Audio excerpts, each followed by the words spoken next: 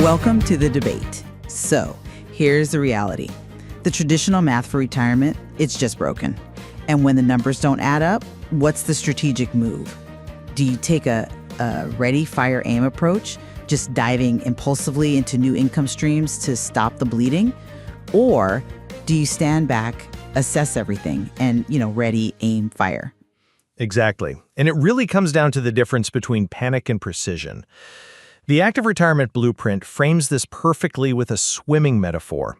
Do you just jump in and start flailing to keep your head above water? Or do you, take a deep breath, count to 10, and make sure you have the fins, the snorkel, and maybe even a spear before you get wet? See, I think we have to stop pretending we have time to go look for the fins. The retirement crisis is just too severe for that kind of hesitation. I mean, according to data cited in ARN, 50% of baby boomers have less than $100,000 saved. That's not a problem. It's a 5-alarm emergency. We know from the unfolded states that the old promise of pensions and a robust Social Security, well, that's collapsed. In that world, analysis paralysis, just sitting there planning while your savings evaporate, it's fatal. I hear the urgency, I do. But running into a minefield because you're afraid of a sniper doesn't actually save you. The unfolded states talks about this phenomenon they call doom spending, where anxiety pushes people to make these irrational financial choices just to feel some control. A ready, fire, aim mentality, I think, is a direct gateway to that exact trap. You feel like you're doing something, sure, but often you're just burning the few resources you have left. I have to disagree there. You need cash flow, and you need it now. Side Hustle Seattle outlines immediate options that don't require huge capital. Things like virtual grandparenting, field inspections, even field photography. These aren't complex business plans that take months. They're tourniquets. They stop the financial bleeding. You fire, then you adjust your aim based on what you hit. But you mentioned the ideas in Retire On, and if you look closer at the execution, it gets tricky. They suggest things like buying a laundromat or peer-to-peer lending. A laundromat, for instance, needs something like $22,000 up front. If you just fire at that opportunity without aiming, without doing really strict due diligence, you're not generating income, you're burning capital you absolutely cannot afford to lose. Well, I'm not suggesting you gamble the whole nest egg on the storefront. I'm suggesting you utilize your human capital immediately. Just look at the case study of Dan from the Active Retirement Network. He didn't sit around for 2 years writing a business plan. He got going and started retirement television. He acted. Side Hustle Seattle points out that retirees already have these skills. You can consult on platforms like Just Answer or do microtasks. You can rent out your driveway, your surfboard even. These are assets just sitting idle while people are wringing their hands waiting for the perfect plan.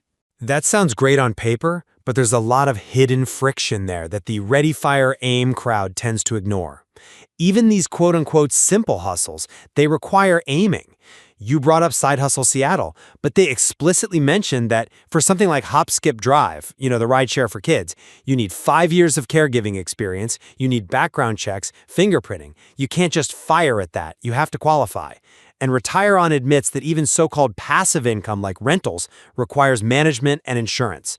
So if you leap before you look, you could end up with liability, not liquidity. But while you're busy checking your liability insurance and filling out forms, you are losing the one asset you can never, ever get back: time.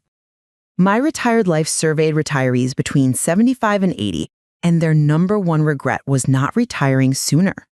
They wish they hadn't waited for that perfect moment.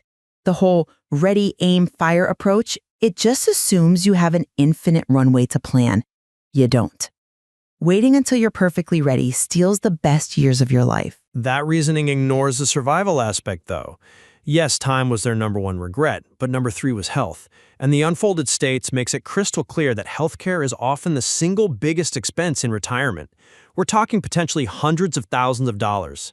If you adopt a frantic ready, fire, aim lifestyle, hustling for $15 an hour without a real plan, you're just inviting stress.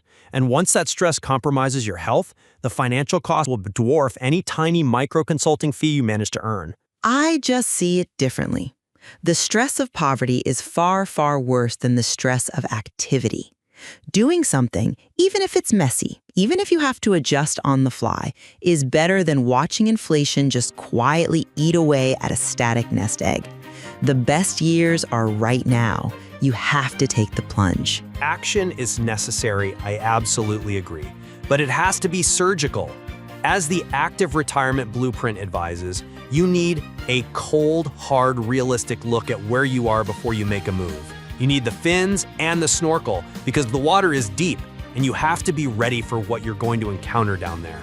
Well, whether you dive or you dip, I think we can agree on one thing. The old script for retirement is dead. Indeed, a reliance on the past is just no longer an option.